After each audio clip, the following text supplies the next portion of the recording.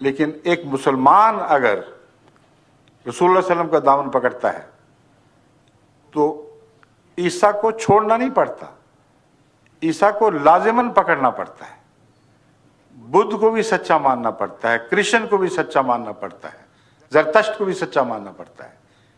یہ عالمی مذہب ہے، تمام قوموں کو ایک ہاتھ پر اکٹھا کرنے والا۔ تو خاتم نبیین کی آیت تو عظیم الشان آیت ہے، اس کے اتنے بطن ہیں، اتنے اس میں روحانی مطالب اکٹھے ہو گئے ہیں کہ اگر آپ عقل سے اور دل کی گہرائی سے غور کریں تو اس شان کی آیت دنیا میں کبھی کسی نبی کو عطا نہیں ہوئی، آخری ہونے کے دعوے سے نہیں، اس کو تو خود یہ رد کر بیٹھے ان معنوں میں جو میں بیان کر رہا ہوں۔ پھر خاتم النبیین کس موقع پر بیان ہوئی ہے؟ وہ آیت جو آپ نے پڑھی ہے وہ آیت یوں ہے، ما کان محمد ابا احد من رجالکم ولکن رسول اللہ و خاتم النبیین۔ کیا مطلب ہے؟ محمد صلی اللہ علیہ وسلم تم جیسے مردوں میں سے کسی کے باپ نہیں ہے۔ عام طور پہ ترجمہ لوگ کر دیتے ہیں مردوں میں سے باپ نہیں ہے، میں یہ نہیں مانتا، اس لیے کہ رجالکم کا مطلب ہے تمہارے مردوں کے۔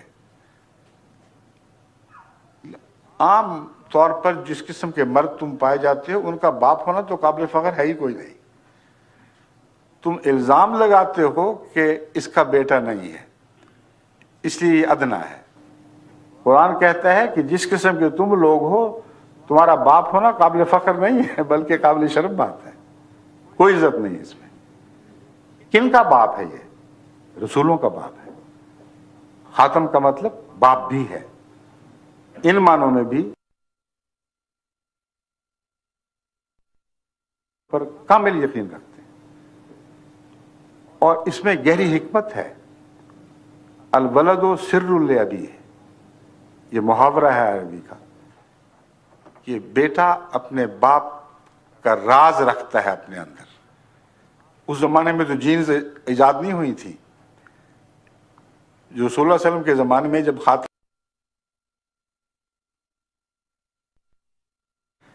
تو یہ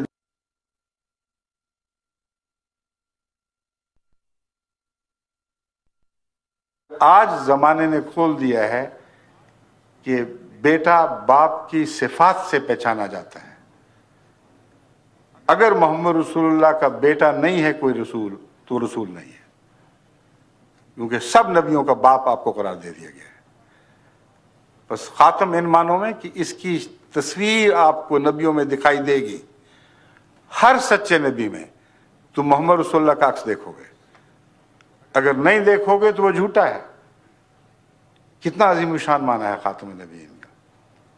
یہ معنی کرنا کہ خاتم النبیین نے دوسرے سب نبیوں کا فیض ختم کر کے اپنا فیض بھی بند کر دیا، سب سے بڑی جہالت ہے۔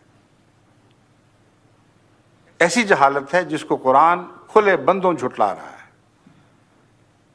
اب یہ بات تو سمجھ آ گئی کہ پہلوں کا فیض جسمانی لحاظ سے بھی ختم کیا، روحانی لحاظ سے بھی ختم کیا، اور حضرت صلی اللہ علیہ وآلہ وسلم ایک عالمی نبی بنے۔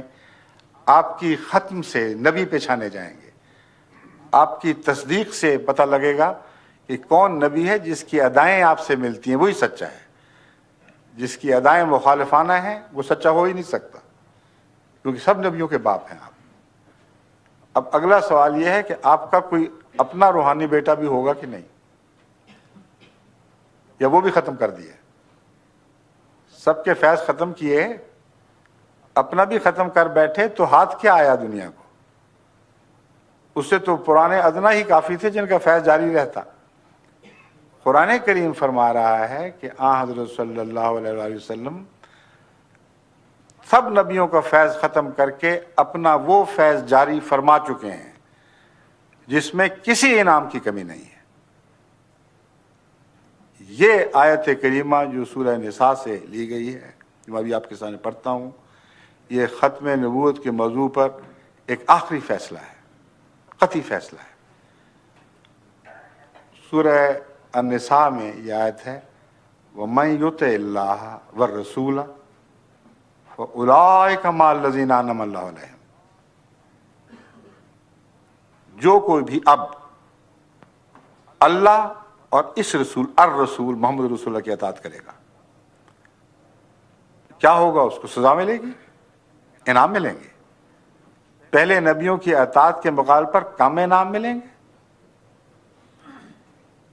یا کم سے کم وہ تو ملیں جو پہلے نبیوں کی اطاعت سے ملتے رہے مگر شان میں ان سے بڑھ کر. یہی دعویٰ یہ آیت کریمہ کر رہی ہے. وَمَن يُطِعِ اللَّهَ وَالرَّسُولَ، جو کوئی بھی اللہ کی اطاعت کرے گا اور اس رسول محمد رسول اللہ صلی اللہ علیہ وآلہ وسلم کی اطاعت کرے گا، فَأُولَٰئِكَ مَعَ الَّذِينَ أَنْعَمَ اللَّهُ عَلَيْهِمْ. اب صرف یہی لوگ ہیں جن کو اللہ انعام عطا کرے گا،